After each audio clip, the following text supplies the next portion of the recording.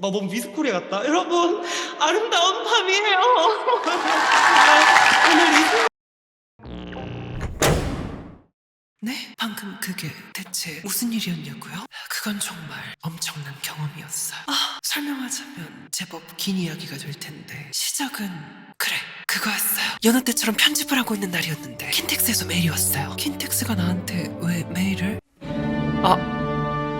방금 건 합성이고요. 어디 보자. 행사의 메인 무대 프로그램 제안. 킨텍스가 제게 웹툰 리뷰를 주제로 오프라인 행사를 뛰어달라는 메일이었죠. 생전 처음 받아보는 오프라인 행사 제안이라니 전 정말 놀랄 수밖에 없었어요. 이렇게 드디어 팬분들과 만나게 되는 건가? 가슴이 뛰기 시작했죠. 하지만 이내 이 한 줄을 읽고 제 마음은 급변하기 시작했어요. 웹툰을 오프라인으로 리뷰하는 형태로, 오프라인이라면 제가 실제 모습으로 여러분들 앞에서 무대를 해야 한다는 건데 MBTI N인 저는 뇌내각장을 펼치기 시작했죠. 그냥 나갈 순 없으니 저는 가면을 써야겠죠. 주문 제작 사이트를 통해서 제 깜찍한 가면을 만들고 여러분 앞에 나서게 되겠죠. 얼굴을 가렸다고 안심하겠지만 천만의 말씀, 몸 사진은 끊임없이 찍히고 예전에 제 실물 영상들과 비교하면서 피부색이 다르네, 다리 길이가 어떻네, 몸매가 부해 보이네, 머릿결이 거지였네 등등의 댓글이 달리겠죠. 게다가 절대 떨어지지 않게 가면끈을 두세 번씩 묶고 그것도 모자라다면 본드로 붙여버렸어도 0.0000023%의 확률로 나타나는 원인 불명의 초자연 현상으로 무대 도중 제 가면은 분명 떨어지게 되겠죠. 황급히 다시 써보았지만 이미 무대를 처음부터 끝까지 풀로 촬영하고 있는 사람들에게 제 얼굴은 모두 녹화가 되겠죠. 그리고 그 찰나를 놓치지 않고 일시정지한 캡처본이 인터넷을 떠돌게 되고 실물이 공개될 공포감에 저는 무대 도중 뛰쳐나가 택시를 타고 집에 가겠죠. 하지만 그 순간 왜 있는지 모를 저의 사생팬이 택시를 잡고 차차 따라가주세요 라며 저를 따라붙고 이런 사실을 모른 채 가면을 벗고 집 앞에 내리쳐 행사 좀 뛰쳐나간 버티버 그놈이라는 제목으로 집 앞에 있는 제 사진이 돌아다니겠죠.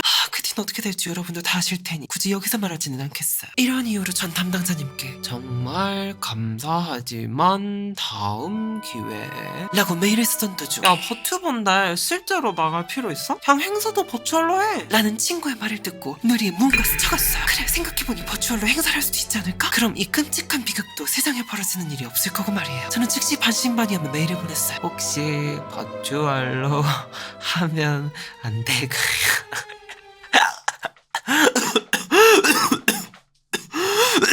그런데 이게 웬걸? 담당자님께서 한번 알아보시겠다고 하시는 거예요. 그리고 며칠 뒤 킨텍스 사무국의 기술력을 총동원하여 청와대 조직도 뺨치는 무대 설비도를 가져오셨어요. 담당자님과 킨텍스의 이런 어마무시한 정성에 저는 그만 눈물이 날 뻔했어요. 이렇게 정성을 다해주신다면 대답해드리는 게 인지상정. 호쾌하게 수락을 하고 전 이제 발표 준비를 해야만 했죠. 전 소개할 웹툰으로 네이버 웹툰 2편과 카카오 웹툰 3편을 선정했어요. 그런데 담당자님께서 이렇게 말씀하시는 거예요. 저희 리뷰할 때 플랫폼에 사전에 말씀드리는 편이 좋겠죠?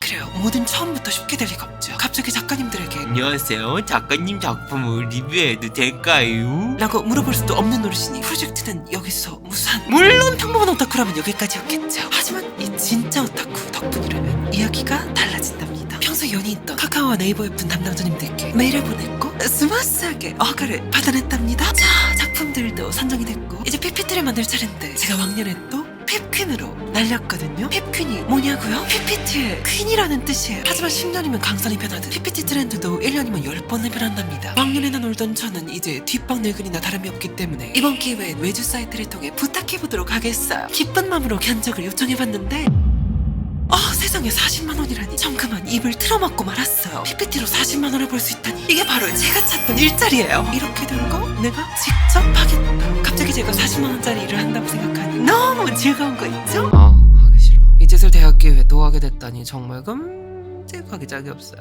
하지만 저는 40만원이 귀한 사람이라 별 수가 없으니 밤을 새서 완성해봅니다. 어떤가요? 정말 아름답지 않나요?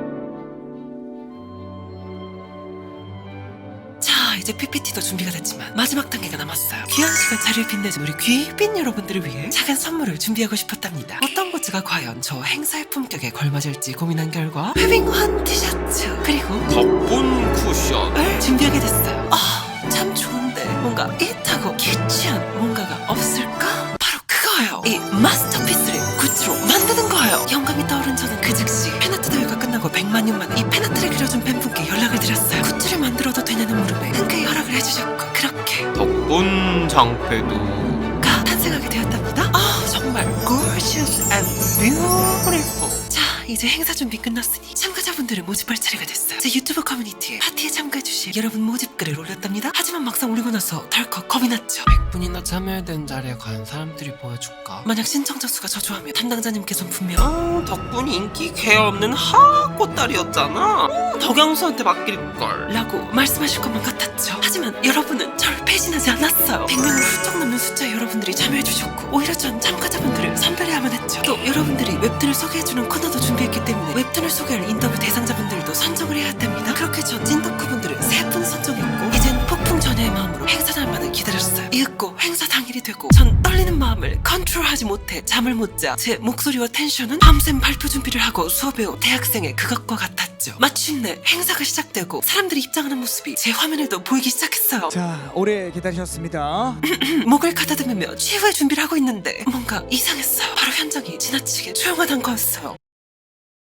100명이 되는 사람들이 모여있는데 어떻게 이렇게 6월 먹어보는 고3 밤보다 조용할 수 있지? 느낌이 이상한 저 담당자님께 급히 여쭤봤어요. 담당자님이고 혹시 현장 객석 소리는 안 들리는 건가요? 아, 네. 인터뷰 진행 시에만 들으실 수 있으세요.